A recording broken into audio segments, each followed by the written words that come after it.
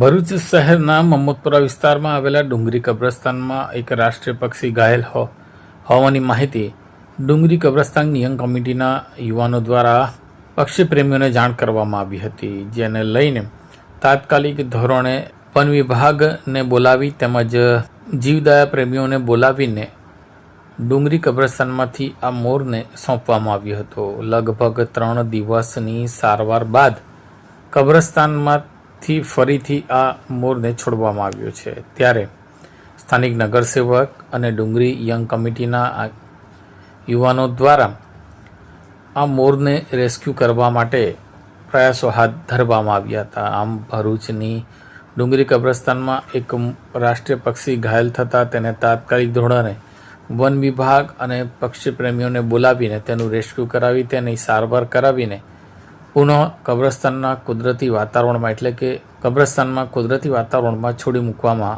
આવ્યો હોવાનું જાણવા મળ્યું છે. कॉल करें अभी 87305336 पर या 9426889560 पर. हिमालय इंटरप्राइजेज, जियो मार्ट डिजिटल भरूच,